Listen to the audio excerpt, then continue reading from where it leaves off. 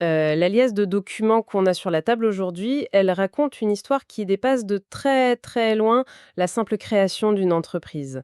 En cette année 2026, ça fait exactement un demi-siècle qu'une petite start-up a vu le jour dans un garage californien.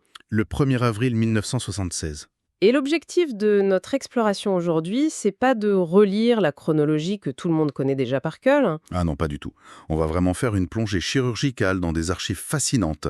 On a rassemblé des analyses financières hyper pointues, comme le démontage d'un accord secret avec Microsoft. On a aussi des études de cas de la Harvard Business School sur la stratégie de vente au détail et des extraits de biographies sur la philosophie de design. En fait, la mission de cette analyse, c'est de briser ce mythe de la réussite fulgurante et linéaire. C'est ça, on va décortiquer les vraies stratégies de survie, l'obsession de la simplicité et la résilience incroyable qui ont transformé quelques circuits imprimés en une entité pesant plusieurs milliers de milliards de dollars. Parce que, au fond, concevoir l'ordinateur personnel, c'était pas juste assembler des câbles, c'était redéfinir la manière dont l'humain interagit avec la machine. Absolument. Et le pourquoi derrière cette longévité extraordinaire saute aux yeux quand on croise ces différentes sources. Le succès, il repose pas sur la puissance brute des processeurs. Pas du tout. Il repose sur une capacité très singulière à forcer la collision entre la technologie et les arts libéraux. Oui, l'ingénierie, c'était qu'un moyen. Exactement. La véritable fin, c'était de comprendre la psychologie, l'esthétique, le comportement humain. C'est vraiment ce prisme-là qui va nous guider tout au long de ces archives. Exact. Plongeons directement dans ses origines en 1966, le point de départ de la collaboration entre Steve Jobs et Steve Wozniak. Il a un côté presque subversif, tu vois. Oh, complètement. Les fameuses boîtes bleues. Voilà. Avant de faire des ordinateurs, il fabriquait et vendait ces petites boîtes bleues. C'était des générateurs de tonalités illégaux pour tromper le réseau téléphonique et passer des appels longue distance gratuitement. Et Wozniak, qui était le vrai cerveau technique de l'opération, finit par concevoir l'Apple I. Nos notes rappellent d'ailleurs un détail amusant sur le prix. 666 $ et 66 cents. C'est ça. Et contrairement à toutes les rumeurs un peu folles de l'époque, il n'y avait aucune signification mystique là-dessous. Wozniak avait juste une fascination pour les séquences de chiffres qui se répètent, tout simplement. Mais l'archive la plus étonnante de cette période, et de loin, ça concerne le troisième homme. Oui, un fondateur presque totalement effacé de la mémoire collective, Ronald Wayne. C'est fascinant, parce que sans lui, la structure même de l'entreprise n'aurait pas existé. Les documents montrent qu'il a été la cheville ouvrière des tout premiers jours. Il a littéralement tapé à la machine le premier contrat de partenariat, un document de 2 pages et demie qui définissait les rôles. Il a conçu le tout premier logo, cette illustration victorienne hyper complexe avec Newton sous son pommier et même un poème sur le cadre. Il a rédigé le manuel d'utilisation de l'Apple I. Et pourtant, à peine 11 jours après la signature de ce contrat fondateur, il a revendu ses 10% de parts. Et la psychologie derrière ce départ express, elle est cruciale pour comprendre l'environnement de l'époque. Il a cédé ses parts pour 800 $. Un an plus tard, il accepte 1500 $ supplémentaires pour renoncer officiellement à toute réclamation. C'est fou quand on connaît la suite. Mais pourquoi? Pour comprendre, il faut vraiment se replacer dans le contexte juridique de 1976. Wayne, il avait 41 ans. Il se voyait comme l'adulte dans la pièce face à 2 gamins d'une vingtaine d'années extrêmement impulsifs. Et surtout, il portait les cicatrices d'une faillite douloureuse quelques années avant, avec une entreprise de machines à sous. Il savait très bien ce que signifiait la ruine financière. Et là, le risque financier était terrifiant. Nos archives montrent que pour honorer une commande de 50 ordinateurs pour un magasin, le Byte Shop, Jobs avait contracté un crédit de 15 000 $. Sauf que le propriétaire du Byte Shop avait la réputation d'être un très mauvais payeur. Exactement. Et la clé juridique ici, c'est le type de partenariat. Dans la structure qu'ils avaient choisie, chaque membre était personnel et solidairement responsable des dettes. Ah oui, c'est le détail qui tue. Jobs et Wozniak n'avaient rien. Pas de maison, pas d'économie. Ronald Wayne, lui, avait des actifs. Une maison, une voiture. Si le Byte Shop ne payait pas, les créanciers auraient saisi les biens de Wayne. Dans ses mémoires, il décrit les deux Steve comme des tourbillons et dit qu'il avait la certitude d'avoir attrapé un tigre par la queue. Rester, c'était vraiment risquer la ruine pour suivre l'instinct de 2 jeunes sans filet. Financièrement, avec le recul, c'est une histoire presque tragique, puisque ces parts vaudraient des centaines de milliards aujourd'hui. Mais Wayne a toujours affirmé ne rien regretter parce que c'était la décision la plus rationnelle avec les infos du moment. Et l'ironie, c'est que cette peur du risque était totalement justifiée. Parce que le risque n'a fait qu'augmenter de façon exponentielle par la suite. Oui, on fait un bond en avant jusqu'en 1984. La culture du pari absolu est devenue l'ADN de l'entreprise. C'est l'année du Macintosh. Une année de pression inimaginable. La guerre contre le géant IBM battait son plein. Le Macintosh, ça devait être l'arme ultime pour renverser cette domination des PC d'IBM dans le monde professionnel. Et le lancement lui-même, c'est un pari financier monstrueux. Les sources documentent très bien cette fameuse publicité du Super Bowl, réalisée par Ridley Scott, le réalisateur de Blade Runner. Elle a coûté 1,5 million de dollars. Pour une seule minute de télévision. Une somme insensée à l'époque. Le Mac promettait de libérer l'humanité grâce à 2 révolutions. L'interface graphique, la fameuse GUI avec ses fenêtres, et la souris. Des concepts directement inspirés d'une visite de Jobs chez Xerox en 1979. Il faut s'arrêter un instant sur ce fameux Xerox PARC, le Palo Alto Research Center. C'était un incubateur avec les esprits les plus brillants de la planète. Ils ont inventé le réseau Ethernet, l'impression laser, l'interface graphique. Rien que ça? Mais le problème de Xerox, c'est que la direction vendait des photocopieurs. Ils n'avaient aucune idée de comment commercialiser ces concepts informatiques. Lors de sa visite, Jobs, lui, a tout de suite compris que c'était l'avenir. Il n'a pas inventé l'interface graphique. Il a eu la vision d'en faire un produit de masse. Mais l'innovation ne suffit pas toujours, malheureusement. Le Mac est magnifique, mais il est hors de prix, environ 2 495 $, et surtout, il est lent. Les ventes s'effondrent très vite, et nos chronologies montrent que ça déclenche une vraie guerre civile en interne. D'un côté Steve Jobs, de l'autre John Sculley, le PDG. Le même Scully que Jobs avait débauché de chez PepsiCo avec sa réplique légendaire « Voulez-vous vendre de l'eau sucrée toute votre vie ou voulez-vous venir avec moi pour changer le monde ?» « C'est ça. Et cette lutte de pouvoir se termine mal pour le fondateur. Une défaite totale. Le conseil d'administration choisit Sculley, qui représente la stabilité financière, face à un Jobs perçu comme hors de contrôle. En 1985, on lui retire tout rôle opérationnel. Il est poussé à la démission. C'est un rejet absolu. Ce qui nous amène à cette archive audio poignante d'un discours qu'il donnera plus tard. Il dit « Parfois, la vie vous frappe à la tête avec une brique. Ne perdez pas la foi. » Et cette fameuse brique, c'est sans doute l'événement le plus structurant de toute cette histoire. En stratégie d'entreprise, les succès ininterrompus créent souvent de l'aveuglement.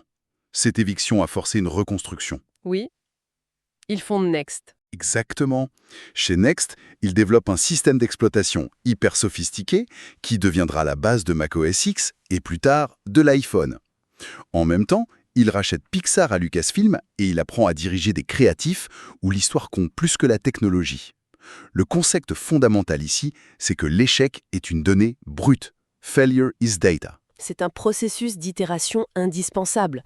Et cette itération va sauver l'entreprise 12 ans plus tard, en 1997.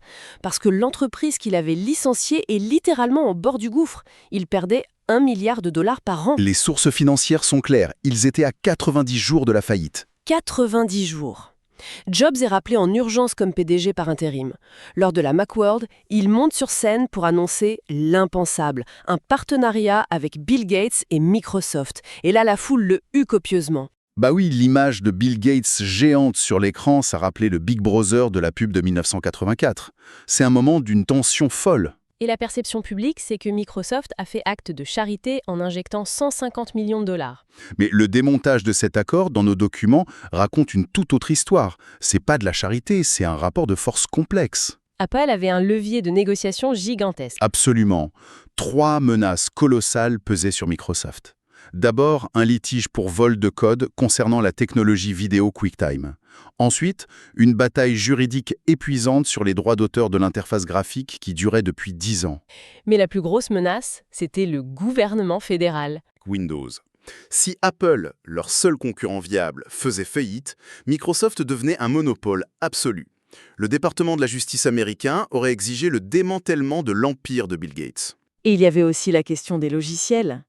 Microsoft gagnait une fortune en vendant la suite Office sur Mac. 8 millions d'utilisateurs achetaient des licences à prix d'or. Ils ne pouvaient pas perdre cette manne. C'est ce qui fait de cet accord un chef-d'œuvre de diplomatie de la part de Jobs.